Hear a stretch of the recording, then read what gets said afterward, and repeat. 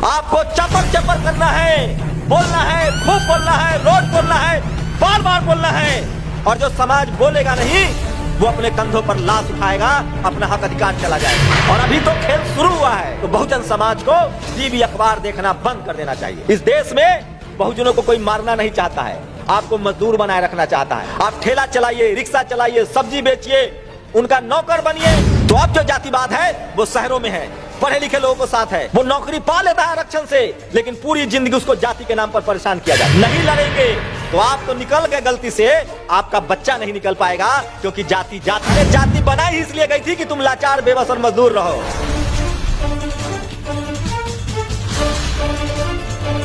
और इस देश में जो आज सरकार चल रही है और इस देश में जो मनुवाद का जो पूरा व्यापार है वो टीवी अखबार के दम पर है। आप अपनी राय क्या देखकर बनाते हैं? टीवी अखबार। आपके नेताओं को कौन बदनाम करता है? मायावती चोर है, मुलायम सिंह यादव चोर है, हेमंत सोरेन चोर है, आज भी कहा जा रहा है। अब बाकी सब मनरेगा में मजदूरी करके अमीर है। इस देश में शहरों पर किसका कब्जा है? बिजनेस पर किसका कब्जा है? खेल पर किसका कब्जा है? सिनेमा पर किसका कब्जा है? इस देश में सारी बड़ी बड़ी बिल्डिंगें किसकी है? एक भी एससी, एसटी, ओबीसी और किसान समाज का। मैं तो कह रहा हूं जाट, पटेल, गुर्जर, मराठा, इक्का दुक्का कहीं होगा तो होगा।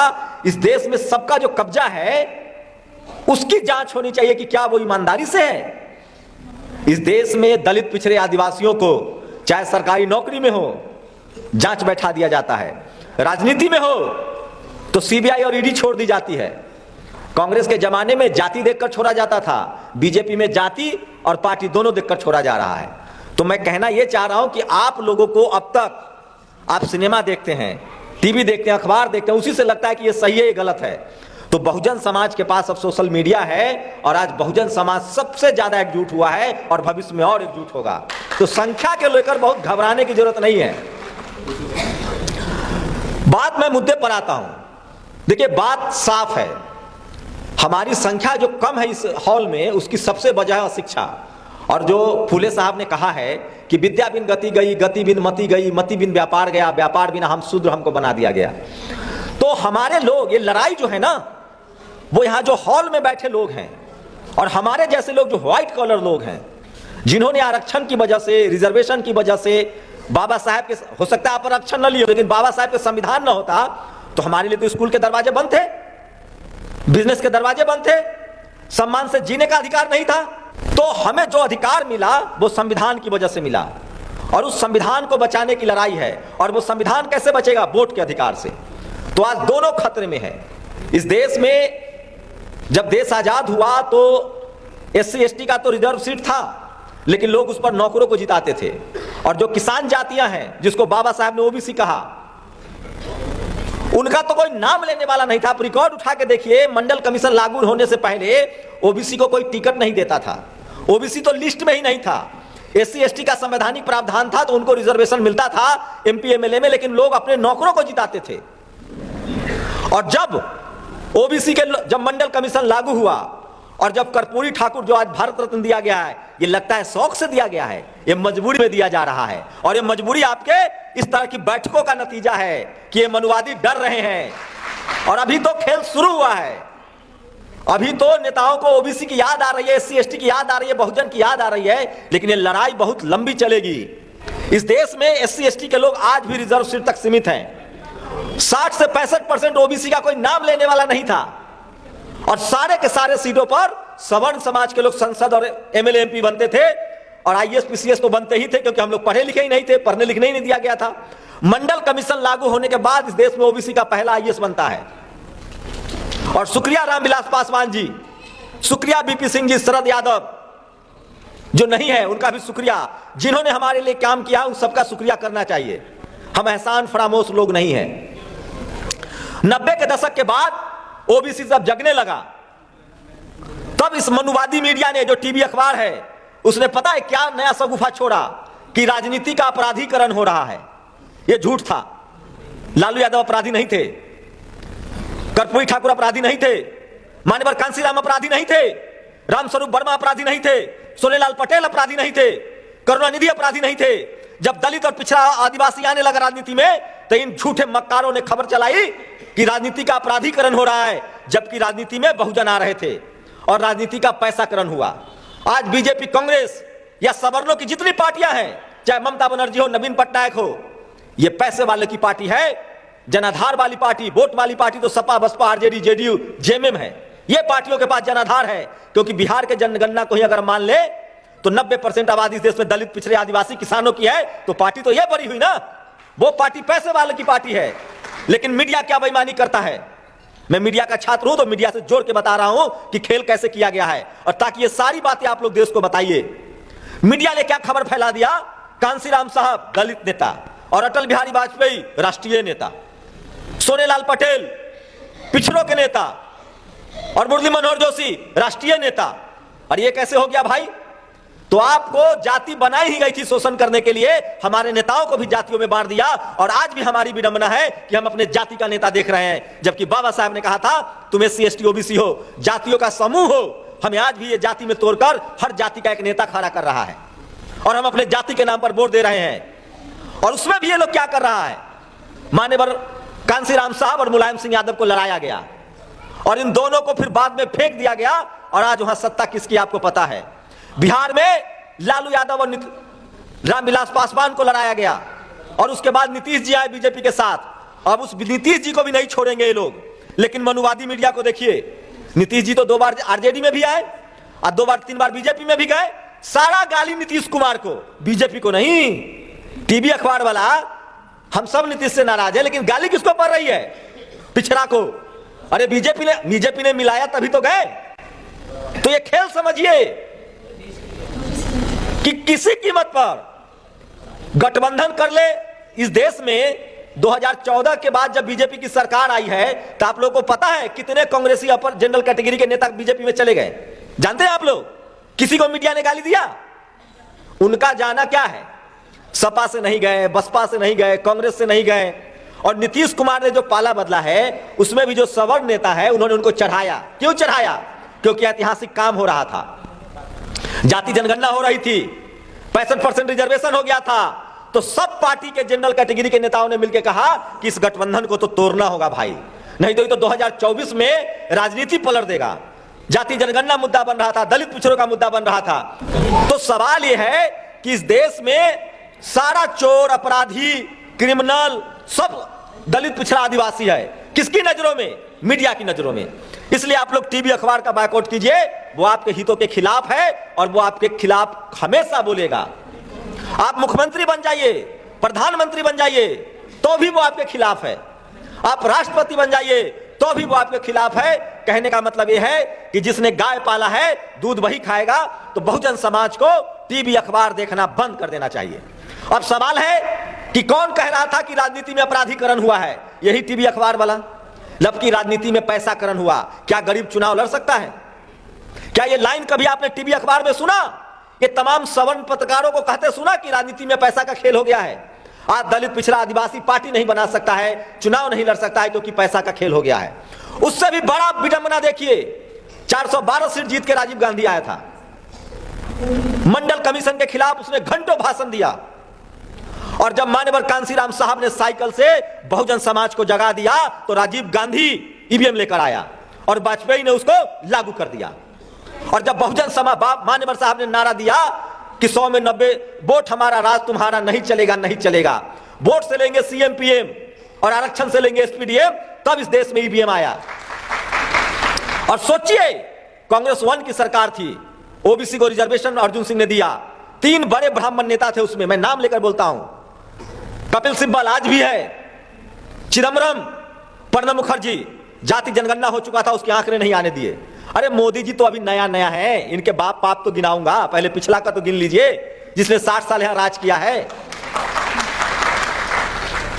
इस देश में ये सारे पाप कांग्रेस के हैं। वो जाति देखकर कार्रवाई करती थी। आज लालू यादव चुनाव नहीं लड़ सकते तो किसने बिल पारा था? राहुल गांधी ने। ये गांव में ना एगो बाबा जी होता है पंच, 2 दलित, पिछड़ा, आदिवासी लड़ेगा और दोनों भाई को फैसला के नाम पर जमीन बिकवा देगा। यही ये लोग हैं, कभी दलित, कभी पिछड़ा। मैं फिर कह रहा हूं, बहुजन समाज को चुन चुन कर अपने समाज के लोगों को वोट, आपको जातिवादी अब बनना पड़ेगा। दलित, पिछड़े, आदिवासियों को किसी कीमत पर सवर्ण लीडरशिप को वोट नहीं करना चाहिए। मायावती किसी के साथ गठबंधन में रहेंगी, वो सोशल जस्टिस के खिलाफ नहीं जाएंगी। लालू यादव किसी के साथ गठबंधन में रहेगा, अपनी सरकार रहेगी, वो सोशल जस्टिस के साथ नहीं जाएगा। नीतीश कुमार कुछ भी कर ले, सोशल जस्टिस के खिलाफ नहीं जाएगा। रामविलास पासवान सोशल जस्टिस के खिलाफ नहीं गए। वो भले बीजेपी के गठबंधन में थे, लेकिन जब SC/ST एक्ट सुप्रीम कोर्ट ने खत्म किया तो वही रामविलास पासवान ने डंके की चोट पर कहा कि इसको पुनः से बहाल कीजिए। बहुजन समाज के लिए बहुजन नेताओं ने किया है। और एक और बात माननीय कांशीराम साहब ने कहा था, मैं नहीं कह रहा हूं, मैं उनको अपना राजनीतिक गुरु मानता हूं। इस देश में राजनीति के रसायन शास्त्री, इस देश में आज जो बीजेपी राजनीति कर रही है वो मान्यवर साहब का फॉर्मूला था। और सोचिए, मान्यवर साहब ने कहा है मजबूत सरकार नहीं चाहिए, मजबूर सरकार चाहिए, गठबंधन की सरकार चाहिए। और आज बहुजन समाज की ताकत का अंदाजा लगाइए और सोशल मीडिया का। अगर बीजेपी के कुछ मनुवादी UGC में बैठे हुए हैं, सरकार बीजेपी के तो बीजेपी को कहूंगा, कुछ मनुवादी बैठे हुए UGC में, UGC के एक मनुवादी ने अभी कानून बनाने वाला था, नोटिफिकेशन लाने वाला था कि दलित पिछड़ा आदिवासी का सीट जो है वो डी रिजर्व कर दिया जाएगा। सोशल मीडिया पर खबर चली, जांच बैठ गई है, क्योंकि आपकी जागरूकता, सोशल मीडिया का कमाल है ये। अगर यही कपिल सिब्बल होता तो ये न जांच होता और न ये बदला जाता। कपिल सिब्बल के पाप गिनाऊं, UPSC का पैटर्न बदल दिया, नीट का पैटर्न बदल दिया, और जो जो पाप है कांग्रेस के उसको बीजेपी आगे बढ़ा रहा है। क्यों? क्योंकि वो भी जिनकी पार्टी है, ये भी उनकी पार्टी है। तो बहुजन समाज के लोगों को, हम सब मेहनतकश लोग हैं, हमको ये काम करना है, अपना जीभ लंबा करना है, मुंह खोलना है। और हमारे जो पूर्वज थे चपर, सम्राट अशोक के राज में चपर ने सारे शिलालेख लिखे थे, इसलिए हिंदी पट्टी में एक कहावत है कि बहुत चपर चपर करता है। आपको चपर चपर करना है, बोलना है, खूब बोलना है, रोज बोलना है, बार बार बोलना है। और जो समाज बोलेगा नहीं, वो अपने कंधों पर लाश उठाएगा, अपना हक अधिकार चला जाएगा। हम सब डरे सहमे रहते हैं, हमारा डर मानसिक है। अरे 100 में 90 हम हैं, हम क्यों डरेंगे? हमने किसी का कर्जा खा रखा है? हम इस देश को बनाए हैं, सड़कें हम बनाते हैं, नदी नाला हम बनाते हैं, पेड़ हम लगाते हैं, अन्न हम उपजाते हैं, हम क्यों डरेंगे? हमने कोई चोरी की है? हमें बदनाम किया जाता है टीवी अखबार के दम पर। और जिस दिन बहुजन समाज के लोगों ने बोलना सीख लिया, आंख में आंख डालकर बोलना सीख लिया, उस दिन बहुजन समाज की किस्मत बदलेगी।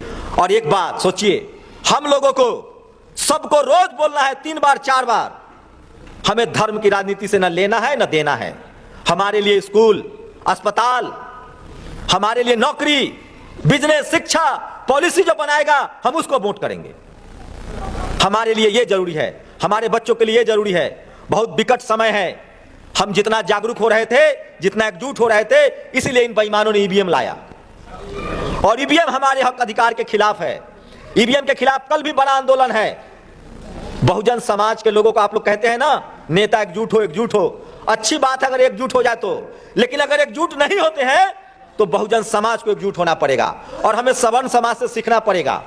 आज सवर्ण समाज, जनरल कैटेगरी के लोग बीजेपी के अलावा किसी को वोट देते हैं क्या? कांग्रेस को वोट देते हैं? वो भी तो सवर्णों की पार्टी है। ममता बनर्जी को देता है, वो भी तो सवर्णों की पार्टी है। नवीन पटनायक को देता है, वो भी तो सवर्णों की पार्टी है। नहीं देता है, वो किसको देता है? जो सत्ता में है या सत्ता में जा सकता है। तो इतना दिमाग हमको भी लगाना पड़ेगा। और बहुजन समाज के नेता अगर एकजुट नहीं होते हैं तो हमें देख देख कर बहुजन दलों को वोट करना पड़ेगा जो चुनाव जीतने वाला हो। इस देश में बहुजनों को कोई मारना नहीं चाहता है, आपको मजदूर बनाए रखना चाहता है। आप ठेला चलाइए, रिक्शा चलाइए, सब्जी बेचिए, उनका नौकर बनिए तो आपको बाबू सोना कहेंगे, घर में खाना खिलाएंगे, कहेंगे हम तो अपने को आपको बहुत मानते हैं। आपको लंगर खिलाने से, खाना खिलाने से, दान देने से न्याय नहीं मिलता है। न्याय मिलता है अधिकार से, बराबरी का अधिकार, संवैधानिक अधिकार, नौकरी, बिजनेस, स्पोर्ट्स, सिनेमा, इन सब में अधिकार चाहिए। हमारे लोग जब से शहर में आए हैं तब से अब शहर में जातिवाद है। अब पढ़े लिखे लोगों को अंगूठा काटा जा रहा है, पढ़े लिखे लोगों को जलील किया जा रहा है। नौकरी में बहुजन समाज का आदमी है, कलेजा पर हाथ रख के कहे कि वो सम्मान से नौकरी कर रहा है, वो नौकरी पा लेता है आरक्षण से, लेकिन पूरी जिंदगी उसको जाति के नाम पर परेशान किया जाता है, जांच बैठा दी जाती है। और गांव में क्या हो रहा है? बड़ी विडंबना है। गांव में जो लोग जातिवाद कर रहा है वो बहुत ही बेवकूफ है, वो SC/ST एक्ट में जेल भी जा रहा है। और जो गांव में जातिवाद कर रहा है उसके बच्चों के साथ शहरों में जातिवाद हो रहा है। ये बात बताना पड़ेगा किसान कम्युनिटी को, जाट समाज को, पटेल समाज को, मराठा समाज को, गुर्जर समाज को कि तुम कितने जज हो, तुम कितने कलेक्टर हो, कितने आईएएस हो, कितने आईपीएस हो, तुम मेहनत कश लोग हो, तुम भी शैक्षिक रूप से पिछड़े हुए हो। बात करनी पड़ेगी। आज शेड्यूल कास्ट की ताकत देखिए, वो संघर्ष कर रहे हैं, लड़ रहे हैं, तो उनके 3-3 जज सुप्रीम कोर्ट में हैं। आज सबको नतमस्तक होना पड़ रहा है क्योंकि वो समाज जागरूक है, लड़ रहा है। अब जिम्मेदारी किसान, कमेरा और ओबीसी के लोगों की है। आप कहां हैं? आप खेल से बाहर हैं, और खेल से बाहर करने वाला कौन है? एससी एसटी नहीं है, यही मनुवादी लोग हैं। तो अब जो जातिवाद है वो शहरों में है, पढ़े लिखे लोगों को साथ है। इसलिए हम लोग की जिम्मेदारी है कि हम लोग किसी तरह से सिस्टम में आ गए हैं तो हमें अपनी नस्लों के लिए लड़ना पड़ेगा। नहीं लड़ेंगे तो आप तो निकल गए गलती से, आपका बच्चा नहीं निकल पाएगा, क्योंकि जाति जाति नहीं है। इसलिए अगर किसी को लगता है ना कि हम नौकरी में आ गए, जाति छुपा लेंगे, बाबू भैया कह लेंगे, बड़का धागा बांध लेंगे, बड़का टिक्का कर लेंगे, मत्था 4 टाइम टेक लेंगे और बच जाएंगे, तो तुम बेवकूफ हो। अरे जाति बनाई इसलिए गई थी कि तुम लाचार, बेबस और मजदूर रहो। तुम माल भी कमाओगे और बच जाओगे, ऐसा नहीं होगा। इसलिए लड़ाई उन लोगों को लड़नी पड़ेगी जो संपन्न हुए हैं, जो सिस्टम में आए हैं, जिनका शहरीकरण हुआ है, जो सीएम पीएम बनना है या बनना चाहते हैं। आज किस पर शिकंजा है? हेमंत सोरेन पर ना। क्यों? क्योंकि वो सीएम है। आज किस पर शिकंजा है? लालू यादव पर ना। क्यों? क्योंकि उसने रोटी तवा का जो रोटी जल रहा था 30 साल से, बहुजनों की सत्ता है, चाहे किसी के गठबंधन में रहे। समझना पड़ेगा, जातिवाद बहुत महीन हो गया है। मूछ रखने पर, बकरी पालने पर, बेर तोड़ने पर ये वाला जातिवाद बेवकूफ लोग कर रहा है और वो जेल जा रहा है। अब जातिवाद शहरों में है, पावर सेंटर्स में है, मीडिया में, जुडिशियरी में, हाईकोर्ट सुप्रीम कोर्ट में, कॉलेज यूनिवर्सिटी में, बिजनेस में। अब जातिवाद स्पोर्ट्स में, सिनेमा में है। और इसका एक ही काट है कि इस देश के जो पढ़ा लिखा बहुजन समाज है, जितने लोग इस हॉल में बैठे हुए हैं, आपने अगर रोज आप रील्स देखते होंगे, नेशनल दस्तक भी देखते होंगे, एक गुजारिश है, बहुजन समाज के मुद्दे पर आप 2 लाइन संवैधानिक दायरे में रहकर लिखना शुरू कर दीजिए, मनुवादियों की चूल्हे हिल जाएंगी। ये लड़ाई कलम से लड़ी जाएगी, ये लड़ाई संविधान से लड़ी जाएगी, ये लड़ाई सोशल मीडिया से लड़ी जाएगी, तभी आप लड़ाई में फतह पाएंगे। इसीलिए आज के समय में जो हमारा हथियार है वो वोट का हथियार है और सोशल मीडिया है। और आप लोगों ने, इतनी लोगों ने जिम्मेदारी ली और रोज 5 लोगों को समझाएंगे हमारी नैतिक जिम्मेदारी है, तब जाकर बहुजन समाज सत्ता में आएगा। और जो सत्ता में आएगा उसी का राज चलेगा, उसी का अधिकार बचेगा। जय भीम, जय संविधान, जय भारत।